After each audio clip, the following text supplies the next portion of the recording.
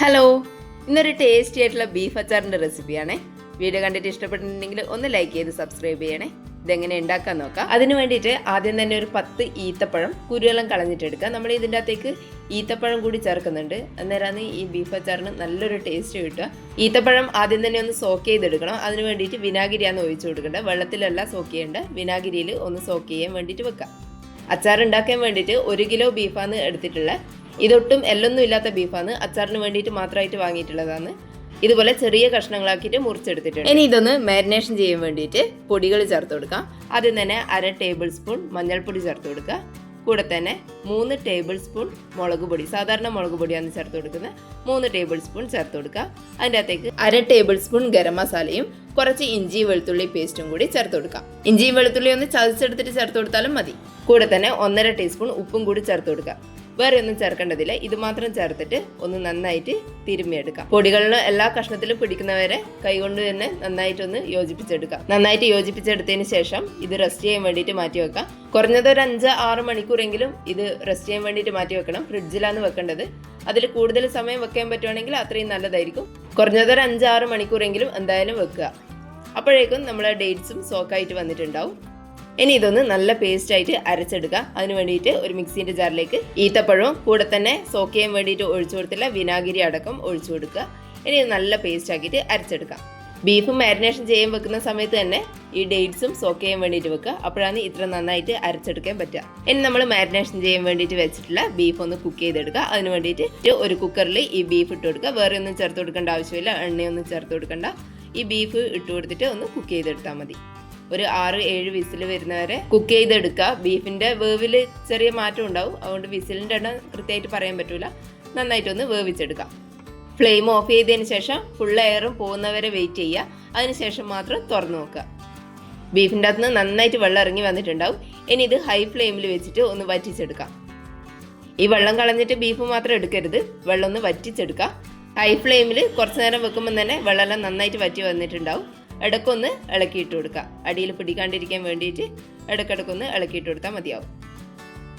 ഇനി ഒരു പാത്രത്തിലേക്ക് 1/4 കപ്പ് എള്ളെണ്ണ ഒഴിച്ചു കൊടുക്കുക. ഈ അച്ചാർ ഉണ്ടാക്കാൻ വേണ്ടിയിട്ട് എള്ളെണ്ണയാണ് ഉപയോഗിക്കുന്നത്, വേറെ ഒരു എണ്ണയും ഉപയോഗിക്കുന്നില്ല.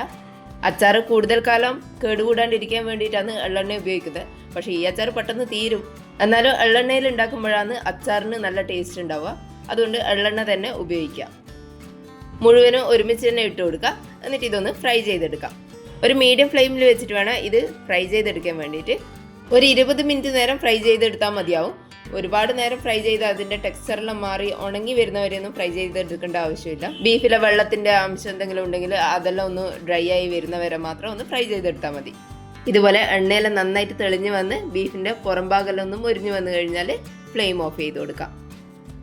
ഇനി നമ്മൾ അച്ചാർ ഉണ്ടാക്കാൻ വേണ്ടിയിട്ട് ഒരു പാത്രം എടുക്കുക. ഞാനിപ്പം ബീഫെല്ലാം മാറ്റിയിട്ട് അതേ പാത്രം തന്നെയാണ് എടുത്തിട്ടുള്ളത്. ഇനി അതിൻ്റെ അകത്തേക്ക് ബീഫ് ഫ്രൈ ചെയ്യാൻ ഉപയോഗിച്ച എണ്ണ, അതിലെ പൊടിയെല്ലാം ഒന്ന് അരിച്ചെടുത്തതിന് ശേഷം ഈ പാത്രത്തിലേക്ക് ഒഴിച്ചു കൊടുക്കാം. പൊരിച്ച പാത്രത്തിൽ തന്നെ ചെയ്ത് കഴിഞ്ഞാൽ അതിൻ്റെ അടിയിൽ കരടെല്ലാം ഉണ്ടാവും. അതുകൊണ്ടാണ് പാത്രം വേറെ എടുത്തിട്ട് അതിൻ്റെ അകത്തേക്ക് എണ്ണ അരിച്ചൊഴിച്ചു കൊടുക്കുന്നത്.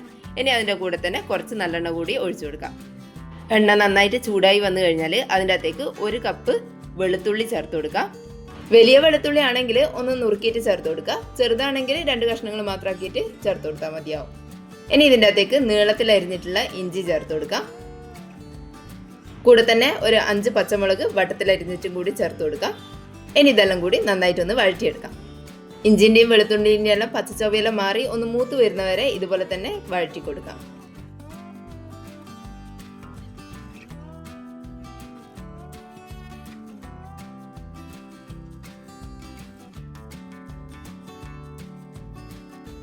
ഇനി ഇതിൻ്റെ അകത്തേക്ക് കറിവേപ്പില ചേർത്ത് കൊടുക്കുക. കുറച്ചധികം തന്നെ ചേർത്ത് കൊടുക്കുക. ഇത് കഴുകി തുടച്ചിട്ട് ഒട്ടും വെള്ളമൊന്നും ഇല്ലാണ്ടാണ് ചേർത്ത് കൊടുക്കുന്നത്. ഇനി അതിൻ്റെ കൂടെ തന്നെ കുറച്ച് വറ്റൽ മുളക് ചെറുതായിട്ട് അരിഞ്ഞതും കൂടി ചേർത്ത് കൊടുക്കാം. ഇനി ഇതെല്ലാം കൂടി നന്നായിട്ടൊന്ന് വഴറ്റിയെടുക്കാം.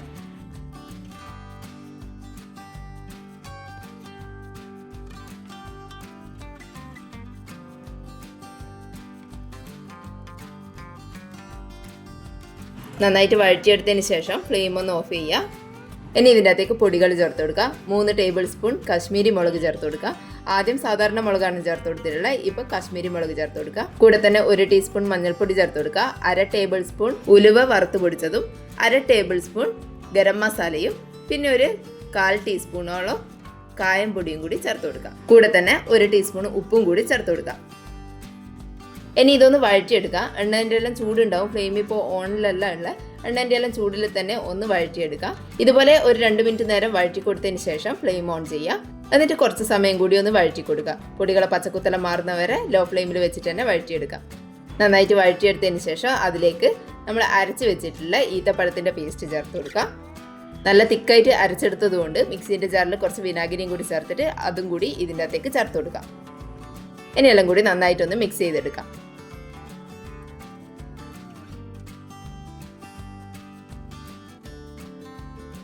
ഇനി ഇതിൻ്റെ അകത്തേക്ക് 1 കപ്പ് വിനാഗിരി ചേർത്ത് കൊടുക്കുക. 1 കപ്പ് മതിയാവില്ല, ആദ്യം 1 കപ്പ് ചേർത്ത് കൊടുക്കുക. എന്നിട്ട് നമുക്ക് എത്രത്തോളമാണോ ഇതിൻ്റെ ഗ്രേവി വേണ്ട അതിനനുസരിച്ചിട്ട് ബീഫും കൂടി ചേർത്തതിന് ശേഷം ആവശ്യത്തിനുള്ള വിനാഗിരി ചേർത്ത് കൊടുക്കാം. ഇനി ഇത് നന്നായിട്ട് തിളക്കുന്നവരെ ഒന്ന് വഴറ്റി കൊടുക്കാം. എണ്ണയെല്ലാം തെളിഞ്ഞ് വരുന്നവരെ ഒന്ന് വഴറ്റി കൊടുക്കണം.